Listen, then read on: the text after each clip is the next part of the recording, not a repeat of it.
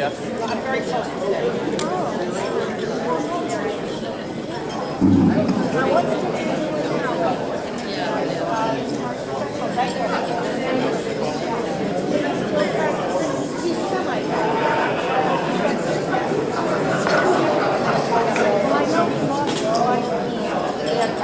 Well, we're going to get back underway here with our program, and I hope everyone enjoyed their meal.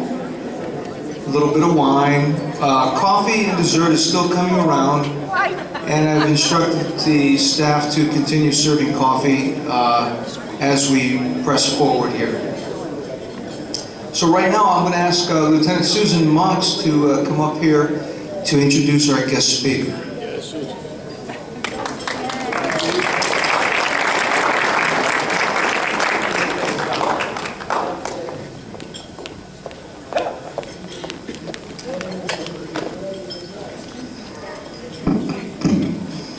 Distinguished guests, military officers, young awardees, ladies and gentlemen, good evening and welcome to the 38th Annual Young American Awards Banquet. I take pleasure in introducing tonight's guest speaker. I begin by calling your attention to the last sentence of the Declaration of Independence. It reads, "And for the support of this declaration, with a firm reliance on the protection of divine providence, we mutually pledge to each other our lives, our fortunes, and our sacred honor." This passage is especially relevant to us this evening. The founders risked everything when they fought to create one nation under God with liberty and justice for all. These men were true patriots who persevered against tremendous odds to craft a way of government through our precious Constitution that would protect the rights of each citizen from conception to last breath. Many of these early American patriots did indeed lose their fortunes, and 9 of the 56 founders even lost their lives in their principled quest to forge a free country. Today, the tireless and heroic efforts continue of our soldiers, sailors, airmen, Marines, and merchant mariners serving to ensure our freedom. Tonight's speaker is an amazing man and a great patriot whose contributions to our country harken back to the courage and integrity of our founding fathers. His early life was very similar to our young Americans here in our midst. He was a high school scholar and athlete, captaining the soccer and baseball teams. He continued his education at the College of Holy Cross, Worcester, Massachusetts, with a degree in economics. After college, he served 13 years. Am I speaking too close? Okay. He served 13 years as an officer in the U.S. Marine Corps. He saw and he met enemy fire as an infantry officer in Operations Desert Shield and Desert Storm in the Persian Gulf War. While a captain on active duty, he attended the University of Notre Dame Law School, graduating summa cum laude in 1997. He then served several years as a Marine judge advocate while attaining the rank of major. His personal military decorations include the Meritorious Service Medal, the Navy Commendation Medal, and the Navy Achievement Medal. Today, he continues his service to country, but shifted the battlefield to the courtrooms of America. He is an American attorney specializing in constitutional law litigation. He is the co-founder and senior counsel of the American Freedom Law Center, a nonprofit law firm whose stated mission is to fight for faith and freedom. His defense of life and liberty takes him to state and federal trial and appellate courts all across the country and up to the U.S. Supreme Court. An example of his many challenges in court is his recent defense of a Southern Californian schoolteacher to display posters in her public school classroom bearing patriotic slogans such as "One Nation Under God" and "In God We Trust." More recently, Rob has been involved with various cases defending American freedoms against the growing threat of Sharia law. Through his work, he has appeared on many national television programs, numerous local and national radio shows, and in many national and local newspapers and periodicals, including the New York Times and the Los Angeles Times. The federal judiciary described him as one of the leading attorneys in the country in the area of protecting religious freedoms and speech. He was also recognized by the National Law Journal as the Appellate Lawyer of the Week. Ladies and gentlemen, I am truly humbled and honored to present to you a patriot of modern times, an attorney, fellow veteran, and by the way, happily married father of 12 children. I'll repeat that, 12 children. Major Robert Muise of the U.S. Marine Corps.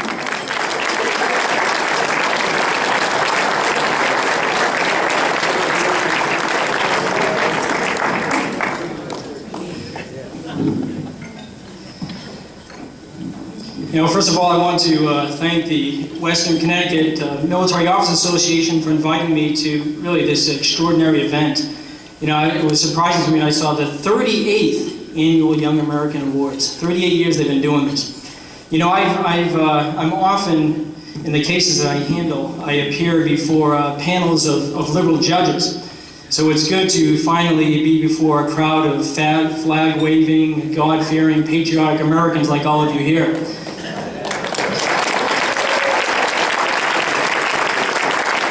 I also want to thank all the members, sponsors, and supporters for doing this, for putting on this event. Because not only are you helping these young, outstanding men and women, and they truly are outstanding. I had an opportunity to read a bit about them in their biographies. But by helping them, all of you are also continuing your service to our country by preparing the next great generation, as I hope to explain a little further. So again, I want to thank you for that. And I want to thank Lieutenant Susan Monks for her very kind introduction. But many months ago, actually, I received a call from Susan, and I never met her. In fact, I didn't know who she was or what she wanted. But she had asked me at the time a question that I thought was a little bit odd, a little bit strange. And she asked me, "Do you believe in free speech?" And I thought, well, she's calling my work number. She probably knows that I handle a lot of First Amendment cases. And so I responded to her. I said, "Well, of course I do." And she said, "Well, how would you like to give one?" And so here I am tonight, exercising my right to free speech.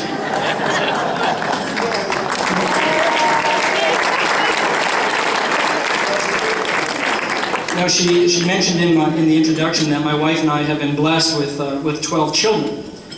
And as I like to say, all of them are boys except for 10.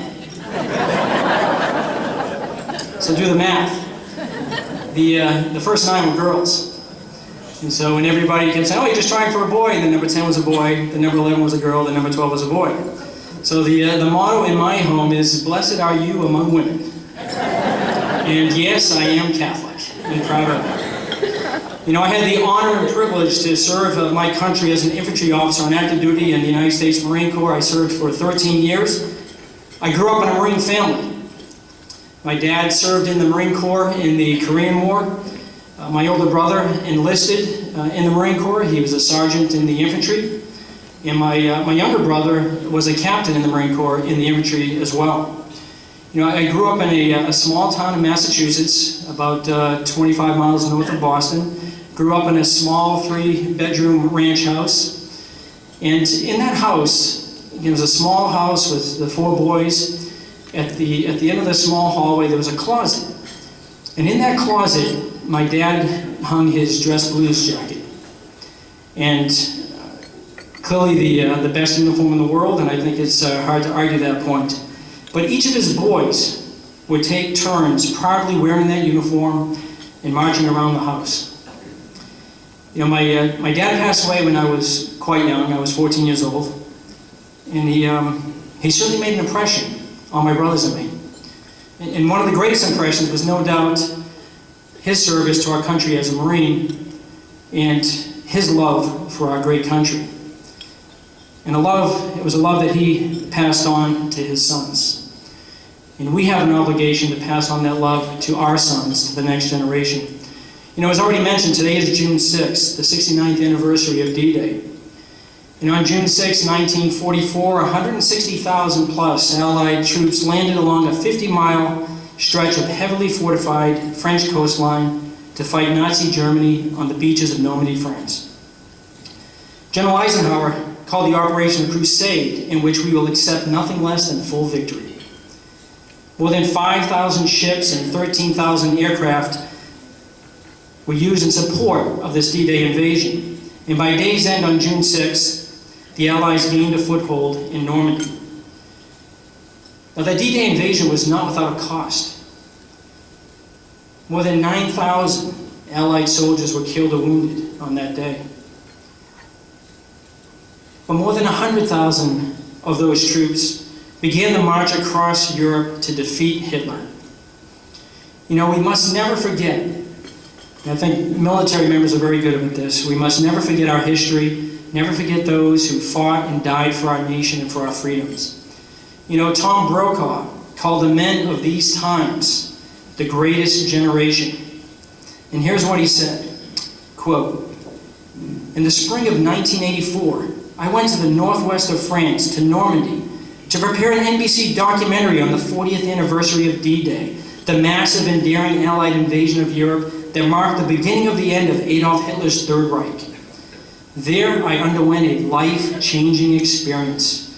As I walked the beaches with the American veterans who had returned for this anniversary, men in their 60s and 70s, and listened to their stories, I was deeply moved and profoundly grateful for all they had done. 10 years later, I returned to Normandy for the 50th anniversary of the invasion, and by then I had come to understand what this generation of Americans meant to history. It is, I believe, the greatest generation any society has ever produced." End quote. You know, I am confident, quite confident, that America is capable of producing yet another great generation of men and women who have a profound love for our country and for our God-given freedoms. Indeed, not only is America capable of producing yet another great generation, I believe it must produce that generation and do so sooner rather than later. As I look at the young men and women who are being honored here tonight, I am very much encouraged by what I see, and I see great hope. You know, I am reminded by a comment that Ronald Reagan had made during his presidency, and it's something that I think about virtually every day. And he says, you know, freedom is never more than one generation away from extinction. Think about that. Freedom is never more than one generation away from extinction. We didn't pass it to our children in the bloodstream. It must be fought for, protected, and handed on to them to do the same. Indeed, each generation has a duty and an obligation to protect our freedoms, to exercise those freedoms or they'll be lost. And when I was commissioned in the Marine Corps, like the other officers here, I took a solemn oath to God, to support and defend the Constitution of the United States against all enemies, foreign and domestic. You know, I decided to get a law degree and to resign my commission because I feared that we had too many domestic enemies to our Constitution and that our freedoms were being eroded, not necessarily on the battlefields. Our troops were handling the battles quite well, but in the courtrooms. I decided to serve my country by changing my uniform and now going to battle in our nation's courts. Consequently, I've dedicated the last 13 years of my law practice, the entire time since I resigned my commission in 2000, to defending our first freedoms in the courtrooms across the country, literally from Massachusetts to California and to Hawaii. You know, last year, as Susan mentioned, I started a nonprofit law firm, the American Freedom Law Center, and I started it with a Jewish colleague of mine from New York, David Yerushalmi. Now, David is he's an Orthodox Jew, and I'm the Catholic guy with 12 kids, so we like to describe ourselves as the nation's first truly authentic Judeo-Christian law firm. I often to David, I said, David, we were born of the same parents, but you went upstream with Moses, and I went downstream with the Christians. I often tell David that, the Jews may have been the chosen people, but the United States was the chosen nation. And with that comes incredible responsibility. As we see throughout salvation history, when a people or a nation turns its back on God, they are banished to the desert. There's no doubt in my mind that our nation was blessed at its founding. The genius of our founding fathers is found in the Constitution and in its Bill of Rights, which are designed to do essentially two things: protect liberty and to prevent tyranny. Indeed, the Bill of Rights is a codification of those inalienable rights endowed by our Creator that are referenced in the very document that gave us our freedom, the Declaration of Independence. Susan touched upon this, but we must never forget the courage of our founders. When they signed that historic declaration, they were signing a death warrant, for that was an act of treason. How many of us would have the courage to do that today? I firmly believe that these men, imperfections and all, were divinely inspired and were God's instrument in creating a nation like none other, a nation that puts its trust in God. And returning to Ronald Reagan, one of my favorite presidents, he reminded us of the following. This is a quote of his from a speech. "Without God, there's no virtue, because there's no prompting of the conscience. Without God, there is a coarsening of the society. Without God, democracy will not and cannot long endure. If we ever forget that we are one nation under God, then we will be a nation gone under." End quote. Now, I reference this quote for two principal reasons. One, because I think it is as true today as it was at our founding. But second, it has relevance to a case that I'm currently litigating. I'm representing a public school teacher from Buffalo, New York, who was threatened with dismissal. She was told she was going to be fired from her government job if she did not remove every reference to God from her classroom, including the quote that I just read you from Ronald Reagan. One of the other posters that offended the bureaucrats at this public school stated the following, quote, "Be on guard, stand true to what you believe, be courageous, be strong, and everything you do must be done in love." That's pretty sage advice for young and old. Be on guard, stand true to what you believe, be courageous, be strong, and everything you do must be done in love. But what was so offensive about that poster? It referenced 1 Corinthians chapter 16. This teacher was also ordered to remove small yellow sticky notes that had handwritten inspirational Bible verses that she wrote for herself that she kept discreetly displayed on the backside of her desk. In this Buffalo public school, the religious cleansing was complete. We filed a civil rights lawsuit on behalf of that teacher, which is working its way through the court system now. In the 1950s, the two biggest problems in our public schools were students talking out of turn and chewing gum in the classroom. We have since then removed prayer, the 10 Commandments, and any hint of religion from our schools. Consequently, our public schools today remain godless, while experiencing problems that would have been unimaginable just a generation ago. Indeed, attempts have been made to remove "under God" from the Pledge of Allegiance that we recited here this evening. That phrase was added during the Cold War to distinguish our nation from the godless Soviet Union. These efforts have been pushed by groups like the ACLU, the Freedom from Religion Foundation, which often make repeated reference to the so-called wall of separation of church and state, But this extra constitutional construct has truly grown tiresome. The First Amendment does not demand a wall of separation of church and state. Our nation's history is replete with government acknowledgement, and indeed, some cases, accommodation of religion. In that regard, I want to share with you one more case. I literally could stand up here for hours and talk to you about these cases that I've handled over the decades, and cases that, when I would explain the facts to you, you wouldn't think were true, but they are. But I told Susan I was going to keep my comments down to 20 minutes, so I just want to address this one more case. This case involved a long-standing family tradition, one that spanned a generation.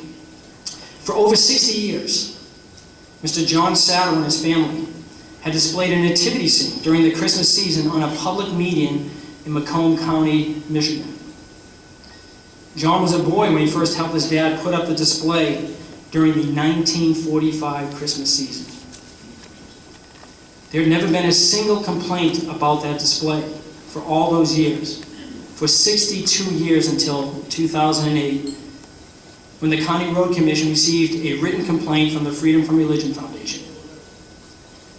The Road Commission acquiesced to the complaint and ordered Mr. Sadowa to remove the private display because it conveyed a religious message.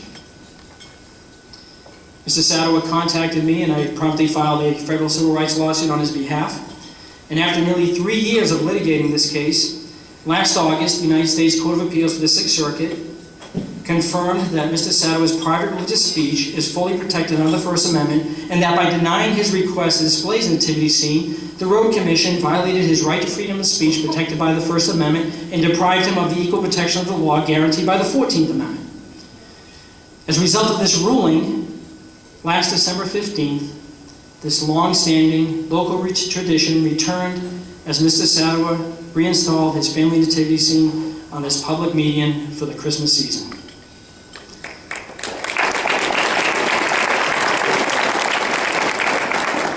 A large crowd gathered for that event and spontaneously started singing Christmas carols.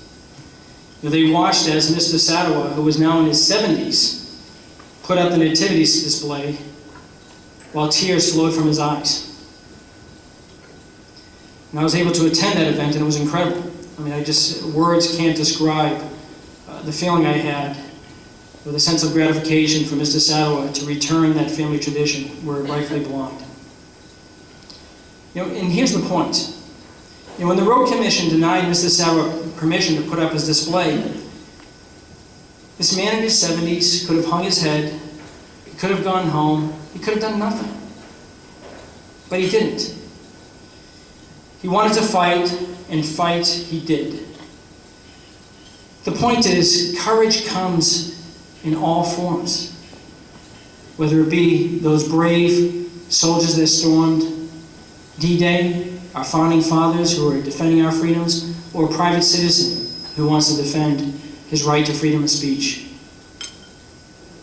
Despite popular myth, recognition of the role of God in our nation's history and heritage is consistently reflected in Supreme Court decisions.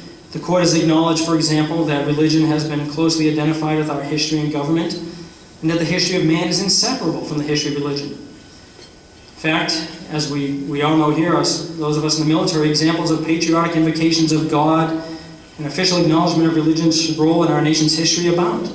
As one of our former justices observed, quote, it is unsurprising that a nation founded by religious refugees and dedicated to religious freedom should find reference to divinity in its symbols, songs, mottos, and oaths. In 1775, the first day of prayer was declared when the Continental Congress designated a time of prayer in forming a new nation. And George Washington, in his farewell address, famously told us that religion and morality are the indispensable supports of our political success. Religion and morality are the indispensable supports of our political success. It was true then, and it's true now. However, more than ever, our freedom is at risk because we're being governed by those who quest power and who view the Constitution as a mere inconvenience to that quest. There are secular progressives who don't believe that this is a great nation and who certainly do not believe in, let alone put their trust in God, are in positions of power. As noted previously, our Constitution, which is clearly under attack, I see it day in and day out. Our Constitution is designed to protect our liberty and prevent government tyranny, which inevitably erodes our freedoms. But we Americans, we faced such a crisis in the past. As Thomas Paine reminds us, quote, "Tyranny, like hell, is not easily conquered. Yet we have this consolation with us, that the harder the conflict, the more glorious the triumph. What we obtain too cheap, we esteem too lightly. It is dearness only that gives us everything its value. Heaven knows how to put a proper price upon its goods, and it would be strange indeed if so celestial an article as freedom should not be highly rated." End quote. Freedom is highly rated, and tyranny is like hell. We must defend the former with all our might, and with God's grace, we will defend the latter. Similar to when those patriots signed our Declaration of Independence in 1776, today we live in a pivotal time. Consequently, we must ask, are we willing, as our founders were, to fight, and if necessary, die for our God-given rights? As Thomas Paine further observed, these are the times that try men's souls. The summer soldier and the sunshine patriot will, in this crisis, shrink from the service of their country. End quote. Thus the choice is clear, and I'm going to leave you with this challenge. Will you be a summer soldier and a sunshine patriot, or will you fight to protect and preserve our freedoms for this generation, for your generation, and for the generations that follow? Each one of us should strive to make our generation the greatest generation any society has ever produced. And with that, I want to congratulate once again, the recipients of the Young American Awards. And may God bless all of you, and may God continue to bless our great nation. Thank you.